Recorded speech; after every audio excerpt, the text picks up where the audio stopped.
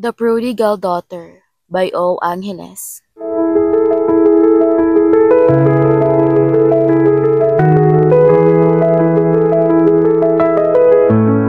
Hinagod ng tingin ni Charmy ang sariling refleksyon sa harap ng kanilang full-length mirror. Bakas ang di maikubling pagkadismaya sa kanyang mukha. Napabuntong hininga siya pagdaka. Pagkatapos ay muling pinagmasdan ang sarili sa salamin. Unti-unti nangilid na ang mga luha sa kanyang mga mata.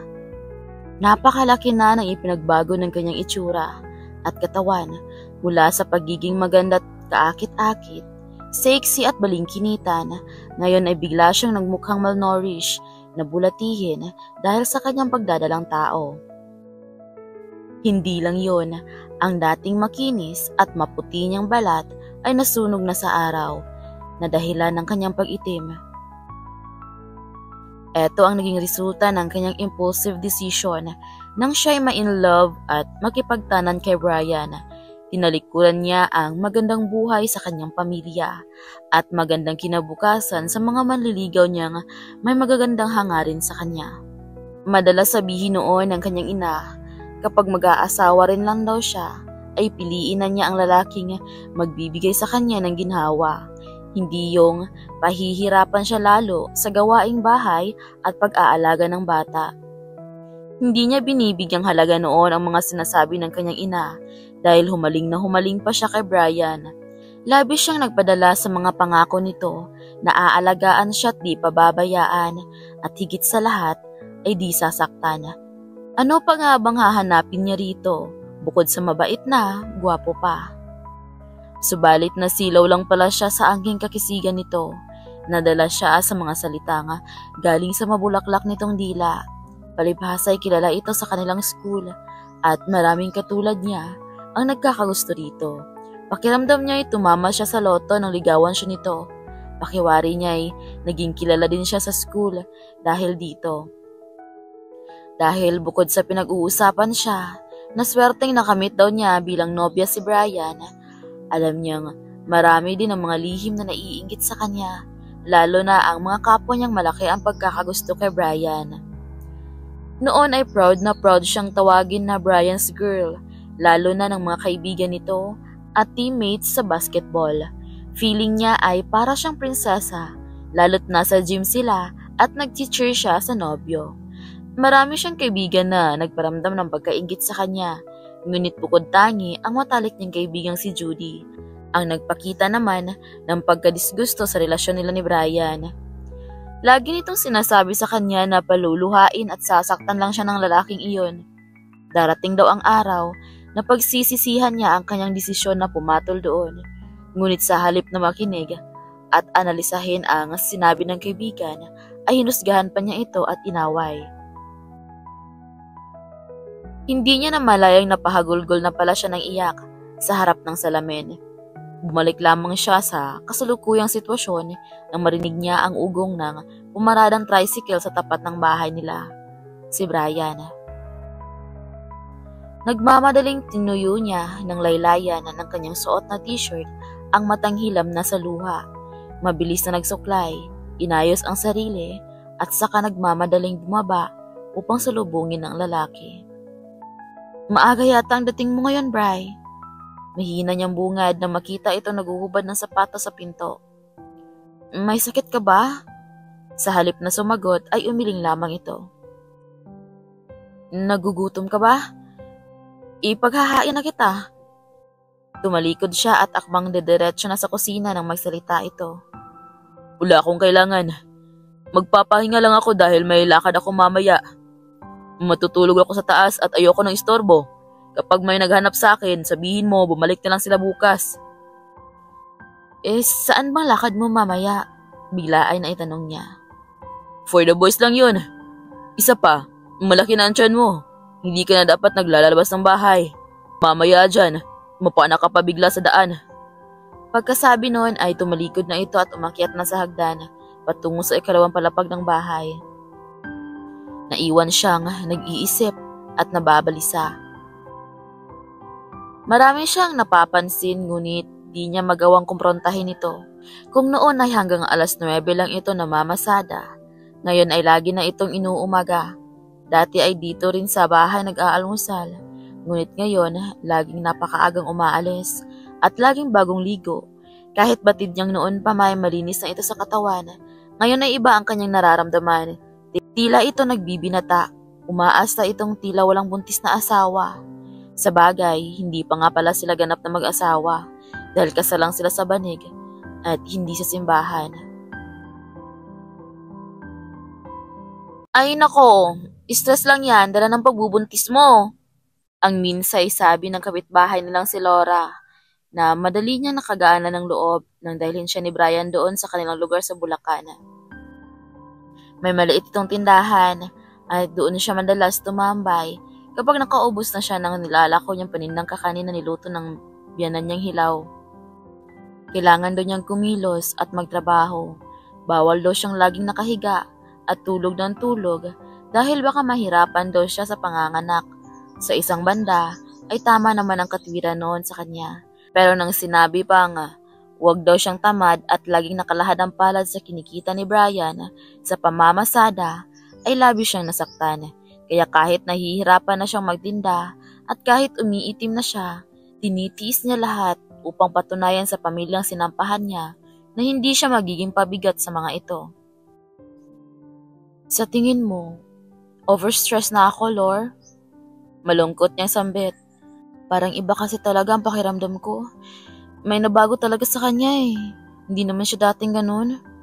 Pumalatak si Laura at napahalokip-kip. Friend, tingnan mo naman kasi ang sarili mo. Hindi ganyan ang itsura mo nung una kitang makita. Ang ganda-ganda mo, ang sexy, makinis. Pero ngayon, ang itim mo na. Kahit ba pa yung ayaw kang pahiramin ng biyanan mo? Sobra naman ang ginagawa nila sa'yo. Napayuko siya. Tama naman kasi ito. Paano ba naman siyang diiitim ng ganun? Lagi siyang pinaglalaban ng biyanan niyang hilaw sa ilog. Pinaglalako ng kakanin. Kahit katirikan ng araw. Mukha na nga siyang dugyot at matanda dahil sa itsura niya. Animoy dumoble ang kanyang edad. Mula sa pagiging 21 ay nagmukha siyang 40. May sombrero naman ako, Lor, saka yung damit na mahaba ang manggas. Mihinang katwiran niya. Kahit na, dapat di kanila pinaglalako. Isa pa, dapat binabayaran kanila. Hindi siya nakaimik. Wala naman kasing inaabot ang biyanan niyang hilaw sa kanya. Dahil anito ay nakikitira silang mag-asawa sa bahay nito. Uy, huwag kang magalit sa akin ha. Sinabi ko lang ang napansin ko. Wika ni Laura habang hinahaplo siya sa braso. Okay lang. Totoo naman lahat ng sinabi mo eh. Pinilit niyang ngumiti dito kahit gusto nang bumagsak ng kanyang mga luha.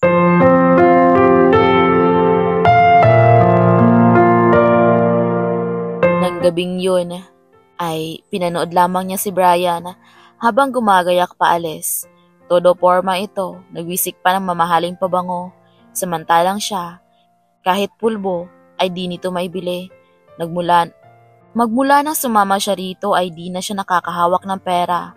Kaya naisin man niyang bumili ng mga gusto niya at mga pangangailangan ay di rin niya magawa. Hindi rin naman kasi siya binibigyan nito ng pera. Laging sinasabi nito sa kanya ay kailangan magtabi para sa panganganak niya. Pinaniwalaan niya yon, kaya di na siya nangarap na bigyan siya nito. Katwiran pa madalas ay may pagkain naman daw sa bahay na kung tutuusin ay di siya nakakakain ng maayos. At tama dahil tuwin ay may sinasabing di maganda ang ina nito sa harap ng lamesa. Naghintay siya sa pagdating ni Brian, ngunit maghahating gabi na ay wala pa rin ito hanggang di na niya napaglabanan ng antok at nakatulog siya sa mahabang upuan sa salas.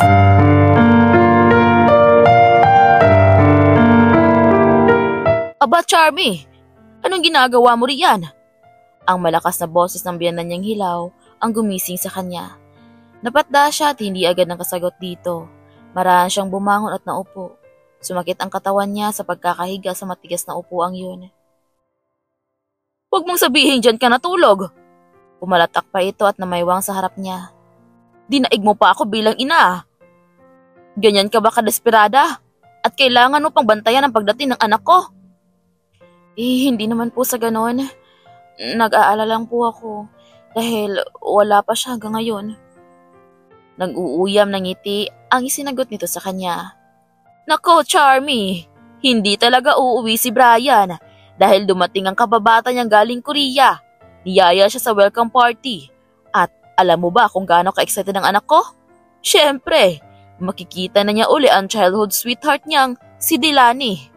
Hindi niya malaman kung ano magiging reaksyon niya sa narinig. Nais nang kumawala ng mga luha sa kanyang mga mata ng mga sandaling yon. Habang naghihintay siya at nagpupuyat, nasa kasayahan pala si Brian at may kasamang ibang babae. Mabuti pa, bumangon ka na riyan at marami ka pang lalabahan mamaya. Tumalikod na ito at nagtungo sa kusina.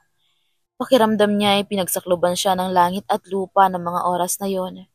Paano nagawa ng mag-inang yon na lokohin siya? At paano rin naatim ni Brian na gawin ang bagay na yon sa kanya?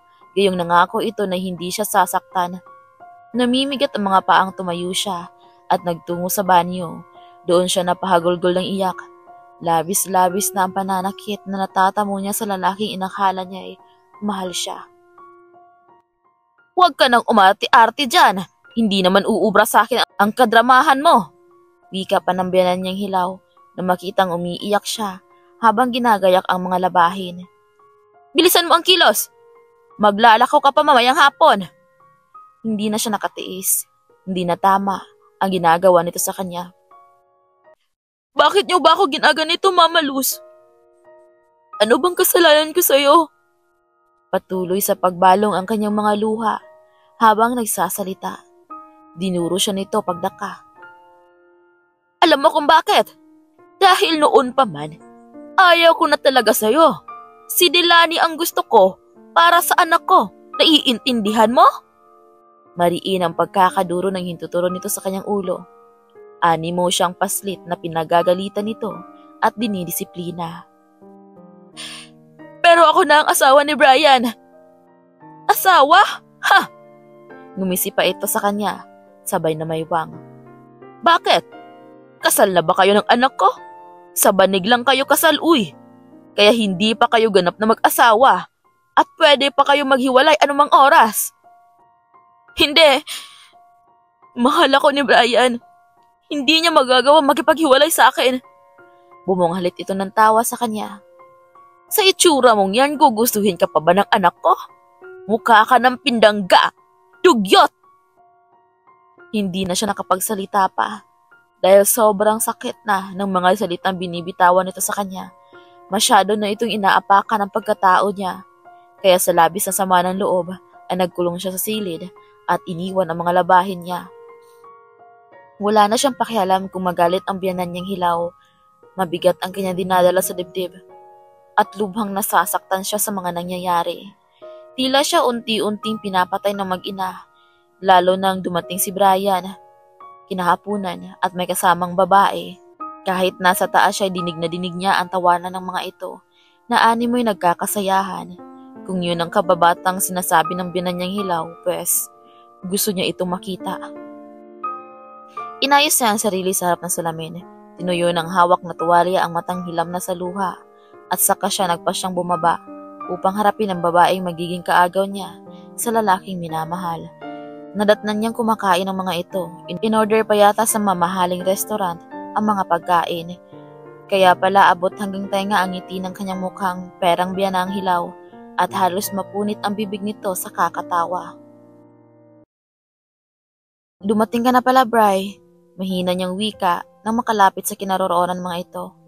Tila bahagyang nagulat pa ito nang makita siya. Akala ko man nasa ilog siya. Baling nito sa ina. Pinandilatan siya ni Aling Luz. Anong ginagawa mo rito? Ang inis na bulalas nito habang nakatitig sa kanya. Sino po siya? Ang tanong naman bigla ng babaeng bisita ng mga ito. Sa unang tingin pa lang, batid niyang mas kaibig-ibig ito dahil sa kagandahan nito. Tila siya biglang nang liit sa kanyang sarili. Ngunit kailangan niyang ipaalam dito kung ano at sino siya. Ano? Napapakamot sa ulo si Brian at tila di malaman kung paano siya ipakikilala dito. Ako si Charmy, asawa ni Brian. Sansala niya. Hinimas niya ang malaking umbok sa kanyang tiyan at napako doon ang tingin ng babae. Asawa? Kunot noon tanong pa nito, halos di makapaniwala. Hindi. Biglang sabi ng biyanan niyang hilaw. Tingnan mo naman ang itsura niyan, Dilani. Hindi ganyan ang mga tipo ni Brian. Pahayag pa nito. Ampun namin siya. Naawa kami dahil wala daw siyang ibang matutuluyan. Buntis ba naman? Ganda otal pang pagkakakilala nito. Sinungaling! Sigaw niya pagdaka. Sinungaling kang matanda ka? Akmang susugod na siya rito ngunit agad siyang hinarang ni Brian. Please siya. Huwag ka naman mag-iskandalo. Nakakahiya sa bisita ko. Samo pa nito sa kanya. Higit siyang nasaktan dahil binaliwala nito ang mga inimik ni Aling Luz tungkol sa kanya. Pagdakay binalingan niya ang babaeng kasama nito. Ikaw ba si Dilani? Ngiiyak na tanong niya. Nais niyang makumpirma kung ito nga ang kasama ni Brian mula kagabi. Tumango naman ito at nagtatanong ang mga matang tumitig sa kanya. Si Brian ang ama ng batang dinadala ko. Pakiusap. Huwag mo kaming galuhin. Tahimik ang buhay namin nung wala ka pa. Baliw! Biglang sigaw ni Aling Luz sa kanya. Nabuntisan ka lang ng anak ko. Pero huwag ka nang umasang may kasalang mangyayari. Hindi ko matatanggap ang isang katulad mong bilang manugang. At para sa kaalaman mo, nagpaplano na ng kasal si Dilani. Kaya mabuti pa, bumalik ka na sa inyo. Bumaling siya kay Brian. Halos hindi niya maaninaw ang mukha nito dahil sa dami ng luhang bumabalong sa kanyang mga mata. Totoo ba, Brian? Sa garalgal na boses ay naisatinig niya. Ang katanungang ayaw din niyang marinig ang sagot. Totoo ba? Biglaan na ibulalas niya. Hindi ito sumagot, bagkus ay lumapit kay Dilani at umakbay dito. I'm sorry, Cha. Sabay sabi. Tuluyan ang gumuho ang kanyang mundo sa narinig na sanabi nito. Hindi niya malaman ang gagawin ng mga sandaling iyon. May pananagutan ka pala, Brian. May narinig niyang wika ni Dilani. Ayusin mo ang gusot mo bago ka makipag-usap uli sa akin. Pagkasabi nun ay dismayadong pinalis nito ang kamay ni Brian sa balikat at nagmarcha palabas ng bahay. Dilani, wait! Habol ni Brian. Ikaw ang gusto ko. Ikaw ang mahal ko. Wala na kami, Cha! Ngunit sa halip na bumalik ay nagdere-derecho ang dalaga sa paglalakad palayo. Kasalanan mo to! Bulalas ni Aling Luz at hiniwakan siya ng mahigpit sa braso. Lumayas ka dito sa pamamahay ko! Lumayas ka! At marahas na hinila siya nito palabas ng bahay. Maraming kapitbahay ang nakiusyoso sa eksenang nagaganap. Halos wala nang mukhang maiharap si Charmy sa mga tao hanggang tila nanikip ang kanyang dibdib at nagdilim ang kanyang paningin kasabay ang pagtakas ng kanyang ulirat.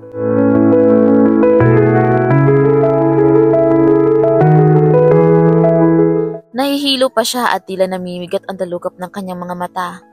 Hindi siya agad nakadilat, ngunit dahil may malay na siya, gising ng kanyang diwa at pinakiramdaman niya ang paligid. May mga naririnig siyang tinig na nag-uusap na di kalayuan sa kanya. Kasalanan mo yan! Kung hinintay mo si Dilani na matapos ang kontata sa Korea, wala ka sana ang problema. Bakit pa kasi? Dinadala mo pa rito ang babaeng yan. Sigurado siya na si Aling Luz ang nagsasalita. Nay, tama na. Sinabi ko naman sa inyo na nagpustahan lang kami ng tropa ko. At nanalo ako. Dahil napasagot ko siya. Wala naman talaga akong interest sa kanya. Libog lang naman talaga ang lahat. Dahil nga maganda ang katawan niya. Naulinigan niyang sagot ni Brian sa ina. Hindi na niya napigilan ang kanyang mga luha. Sa paghulagpos, kusa nang bumalong ang mga yon. Sapat na ang katotohanan ng kanyang narinig upang umapaw muli ang sakit sa kanyang dibdib. Kinabukasan, kahit nanghihina pa ay pinilit niyang mag-impake at nagpa siyang umalis na lang doon. Hindi siya nabibilang sa pamilyang yon. Masakit, mahirap, ngunit kailangan niyang tanggapin na ang kanyang naging kapalaran sa kamay ng lalaking mapaglaro sa pag-ibig. Nagpapasalamat din siya na natauhan siya at naniwala siyang hindi pa huli ang lahat. Sa kaunting tulong na ibinigay sa kanya ni Laura ay nagkaroon siya ng pamasahe upang makauwi sa kanila. Matagal niyang pinag-isipan habang nasa biyahe kung tama bang bumalik siya sa magulang. Nagtatalo ang kanyang isip at pride dahil batid niyang nagkamali siya ng desisyon noong nakipagtanan siya. Ngunit bumubulong ang isang bahagi ng kanyang isip na kailangan niyang humingi ng tawad sa kanyang ama't ina. Kailangan niyang magpakumbaba at aminin ang kanyang pagkakasala. Lubos ang kanyang pasasalamat ng pag-uwi niya sa kanila ay lumuluha siyang sinalubong ng kanyang ina. Walang anumang panunumbat, walang bahid ng galit at anumang panunisi. Tanging magkahalong galak at lungkot ang mababanaag sa mukha ng kanyang inang labis siyang pinanabikan at nangulila sa kanyang pagkawala ng matagal. Ma, patawad. Sambit niya habang hilam ng luha ang mga mata. Shh, ang mahalaga nandito ka na. Ang tugon ni Aling Lydia habang hinahagod nito ang kanyang likuran. Bilang anak, ramdam niya ang bigat sa dibdib ng kanyang ina. Lalo nang mapagmasdan nito ang itsura niya. Sa mga luha nito, alam niyang napatawad na siya nito at batid na rin niya ang pagkakamaling nagawa niya. Magsisi man siya huli na, ngunit hindi siya nawawalan ng pag-asa. Alam niyang may pagkakataon pa upang itama ang mali at makapagsimulang muli. Marami siyang natutunan sa marahas niyang desisyon, ngunit isa lang ang napagtanto niya, ang magulang ay mananatiling magulang at handa silang tanggapin ka kahit ano pa ang maling nagawa mo. Kaya pahalagahan natin silang lagi at mahalin habang sila'y kapiling natin. Napatawad na siya ng kanyang magulang. Darating din ang panahon na mapapatawad niya si Brian at hindi pa rin huli upang mapatawad niya ang kanyang sarili. Wakas.